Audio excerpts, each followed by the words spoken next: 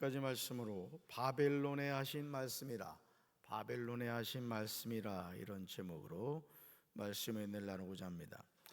이 세상에서 제일 불쌍한 사람이 있다면 그것은 하나님이 살아계심을 모르고 살아가는 삶입니다.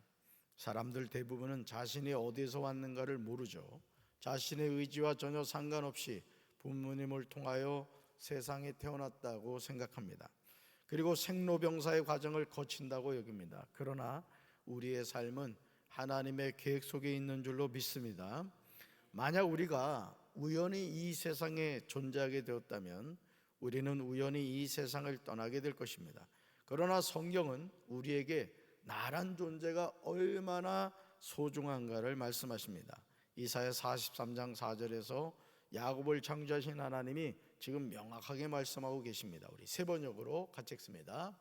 내가 너를 보배롭고 존귀하게 여겨 너를 사랑하였으므로 너를 대신하여 다른 사람들을 내주고 너의 생명을 대신하여 다른 민족들을 내주겠다. 아멘. 사랑하는 성도 여러분, 나란 존재가 하나님 앞에 보배롭습니다. 나를 존귀하게 여기십니다. 하나님이 나를 사랑하십니다. 그러므로 하나님 앞에서 우리는 이런 정체성을 갖고 살아야 합니다. 이것은 이 세상 역사를 바라보는 관점도 마찬가지입니다. 하나님은 역사를 주관하시는 분인 줄로 믿습니다. 이 세상 모든 역사는 하나님의 주권입니다. 그러므로 성경에 나오는 모든 나라를 통치하시고 다스리는 분은 누구시다? 하나님이시다라는 것이죠. 예레미야 50장은 바벨론의 멸망에 관한 내용입니다. 1절에서 하나님은 이렇게 말씀하시죠. 말씀 같이 읽습니다. 여호와께서 선지자 예레미야에게 바벨론과 갈대아 사람의 땅에 대하여 하신 말씀이라. 아멘. 하나님이 선지자 예레미야를 통하여 말씀하신 대상이 누굽니까? 바벨론과 갈대아 사람의 땅입니다. 갈대아 사람은 우루 남부에 정착해 있었던 유목민 부족의 후손이었습니다. 그런데 그들을 향하여 선포되는 말씀이 매우 두렵습니다. 이 세상에 존재하는 모든 나라는 흥망성쇠의 과정을 거쳤습니다. 영원히 지속될 것 같았지만 결국 사라지고 말았습니다. 우리 2절 말씀 같이 읽습니다. 너희는 나라들 가운데 전파하라, 공포하라, 깃발을 세우라, 숨김이 없이 공포하여 이르라. 바벨론이 암락되고 벨이 수치를 당하며 무로닥이 부스러지며 그 신상들은 수치를 당하며 우상들은 부스러진다 하라. 아멘. 지금 하나님이 선지자 예레미야를 통하여 전하시는 말씀이 무엇입니까? 바벨론이 어떻게 됐다고요? 함락되고 벨이 수치를 당하며 무로닥이 부스러지며 그 신상들은 수치를 당하며 우상들은 어떻게 된다? 부스러진다 하라는 것이죠.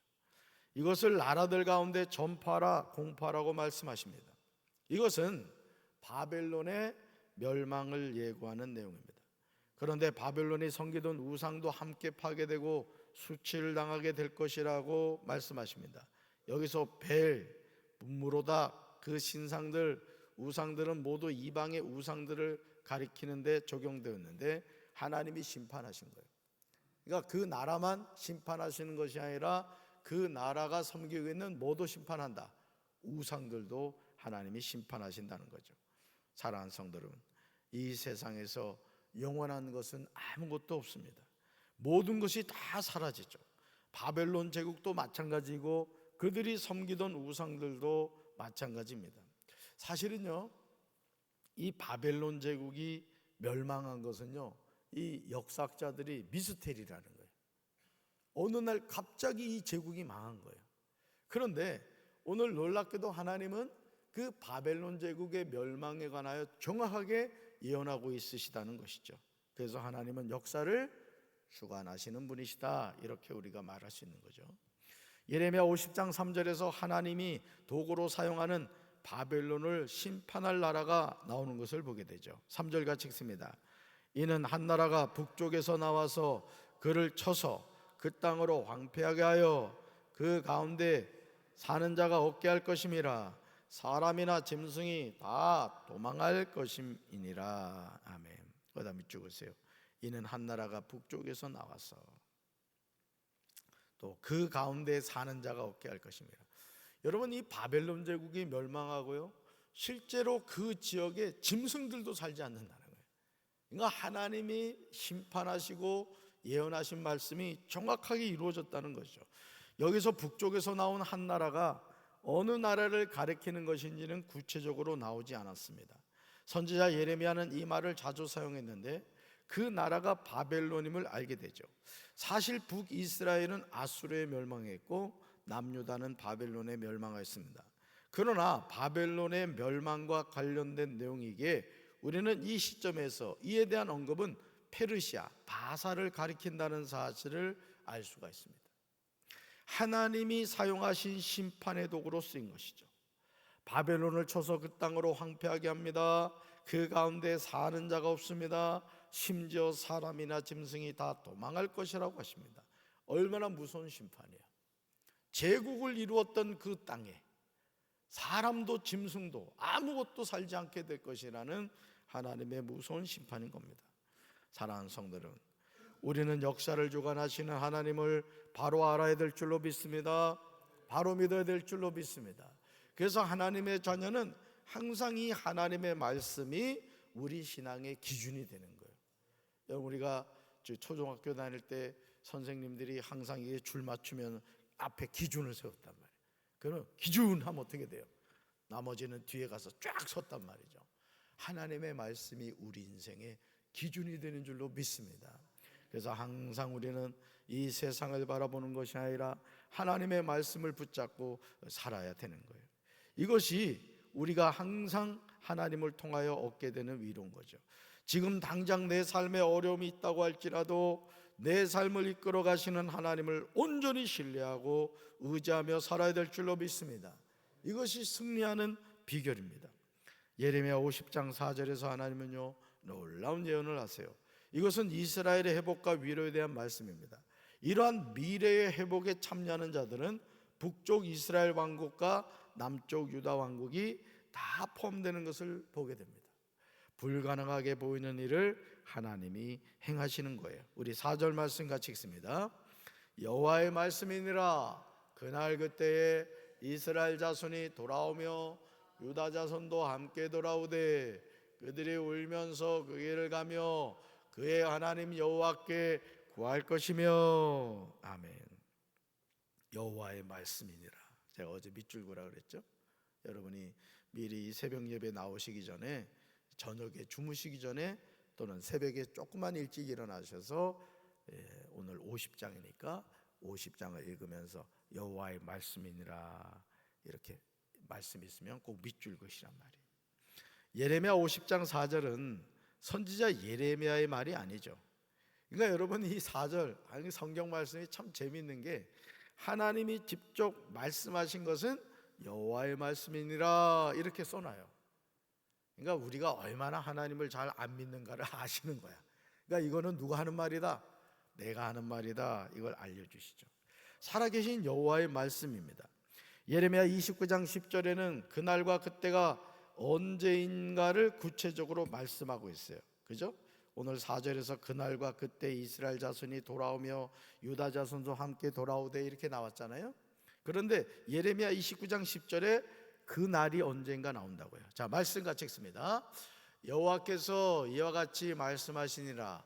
바벨론에서 70년이 차면 내가 너희를 돌보고 나의 선한 말을 너에게 성취하여 너희를 이곳으로 돌아오게 하리라. 아멘. 예레미야 29장 10절에 나오는 말씀이에요. 살아계신 하나님은 아수르에 멸망한 이스라엘 자손이 어떻게 한다? 돌아오게 하신다는 거예요. 바벨론에 멸망한 유다 자손이 함께 돌아오게 하십니다. 그들이 울면서 그 길을 갑니다. 그의 하나님 여호와께 구합니다. 회복하게 하시는 하나님의 은혜가 얼마나 놀라워요. 그러니까 오늘도 우리가 이 하나님을 의지할 때 하나님이 우리에게 새 힘을 주시고 회복시켜 주실 줄로 믿습니다. 그래서 항상 우리가 이 마음을 잘 다스려야 돼요. 어떨 땐 여러분 우울할 때가 있죠. 또 그냥 막 어깨가 무거울 때가 있어요. 여러분 살고 싶지 않을 때가 있죠. 그때는 목양실로 오세요. 제가 해결해 드릴게요. 사실은 우리가 살다 보면은 우리가 이 오감을 가지고 살아가기 때문에 때로는 마음이 무겁고 힘들 때가 있어요. 그러나 우리가 하나님을 바라볼 때 우리 하나님이 다시 힘 주시고 회복시켜 주실 줄로 믿습니다. 예레미야 50장 5절에서요, 그들은 시온으로 가는 길을 물어보며 이곳을 바라보며 찾아오게 됩니다. 돌아온 이스라엘 자손과 유다 자손이 하나님과 언약을 맺어요. 절대로 파기하지 않을 영원한 언약을 맺고 하나님과 연합하게 돼요. 완전한 회복이죠. 그러니까 여러분 걱정하지 마세요. 우리가 살아가는 인생이 잠깐이에요. 잠깐. 오늘이 며칠이에요? 뭘 물어봐요. 이름도 묻지 말아요. 성도 묻지 말아요. 그죠? 새벽기도 나온 것도 지금 힘들어 죽겠는데 갑자기 날짜를 물어보고. 여러분 온전한 회복은 무엇이냐? 하나님과 연합하는 거예요. 그러니까 여러분 우리가 이 광야 같은 인생 여정을 잠깐 살다가 영원한 하나님의 나라에 가는 거예요. 아멘이십니까? 그러니까 날마다 주님 바라보고 승리하는 성도들 되시기 바랍니다. 이스라엘 자손과 유다 자손으로 지칭되고 있는 전체 이스라엘 백성이 울면서 여호와를 찾을 것이고 또 여호와와 다시 영원한 언약을 맺게 되는 거예요. 그러므로 이렇게 말씀하시죠. 읽어볼까요? 내 백성은 잃어버린 양떼로다. 이스라엘은 흩어진 양이라. 여러분 하나님이 우리를 바라보시는 것이 뭐냐? 내 백성은 잃어버린 양떼라는 거예요. 내 백성은 잃어버린 양떼다. 그죠? 6절에 나오죠. 6절에 또 17절에 보면요, 이스라엘은 흩어진 양이라. 말씀하시는 하나님이요, 이렇게 말씀하세요. 읽어볼까요? 이스라엘을 다시 그의 목장으로 돌아가게 하겠다. 이 목장은 누가 돌보시는 곳이에요? 하나님이 돌보시는 거예요. 그러니까 우리의 선한 목자 되시는 하나님이 우리를 향하여 내 백성은 잃어버린 양떼다. 이스라엘은 흩어진 양이라. 그러니까 잃어버린 양을 누가 찾고? 하나님이 찾고, 흩어진 양을 누가 모으시고? 하나님이 모으신다는 거예요. 어디로? 이스라엘을 다시 그의 목장으로 돌아가게 하겠다는 거예요. 오늘도 이 하나님을 바라보므로 우리가 믿음으로 승리하는 삶을 살게 되기를 주님의 이름으로 축원합니다. 여러분 19절 말씀을요, 19절 말씀을 한번 읽어볼까요? 저는 특별히 어제 말씀을 준비하면서 이 17절부터 말씀이 너무 은혜가 됐어요. 우리 17절부터 20절 다시 한번 읽어보겠습니다. 17절부터요. 이스라엘은 흩어진 양이라 사자들이 그를 따르도다. 처음에는 아수르 왕이 먹었고, 여러분 처음에는 아수르 왕이 먹었고 어딜 먹었어요? 북이스라엘을 먹었단 말이에요. 망했죠. 다음에는 바벨론의 느부갓네살 왕이 그의 뼈를 꺾도다. 어디요? 남유다를 망하겠단 말이죠. 자 18절, 그러므로 만군의 여호와 이스라엘 하나님이 이와 같이 말하노라. 보라, 내가 아수르 왕을 벌한 것 같이 바벨론의 왕과 그 땅을 벌하고. 19절, 이스라엘 다시 그의 목장으로 돌아가게 하리니 그가 갈멜과 바산에서 양을 기를 것이며 그의 마음이 에브라임과 길라산에서 만족하리라. 여호와의 말씀이니라. 그날과 그때에는 이스라엘의 죄악을 찾을지라도 없겠고 유다의 죄를 찾을지라도 찾아내지 못하리니 이는 내가 남길 자를 용서할 것임이라. 아멘. 온전하게 회복하시는 하나님. 여러분 17절 위에 제목이 있잖아요. 이스라엘을 돌아오게 하리라. 누가요? 하나님. 아멘이십니까? 오늘도 이 회복하게 하시는 이 하나님을 의지함으로 믿음으로 승리하는 우리 성도들 되기를 주님의 이름으로 축원합니다. 가슴에 손 얹겠습니다. 사랑의 주님 감사합니다. 오늘 우리가 살아가는 삶의 여정은 광야와 같습니다. 광야에서 우리가 살 수 있는 길은 하나님께서 낮에는 구름 기둥으로 밤에는 불 기둥으로 함께 해주셔야 합니다. 하나님이 함께 하시지 않는 인생은 망할 수밖에 없습니다. 오늘도 땅을 바라보고 살아가는 인생이 아니라 믿음의 눈을 들어 하늘을 바라보며 나의 도움이 되시는 하나님과 동행하는 삶을 살게 도와 주시옵소서.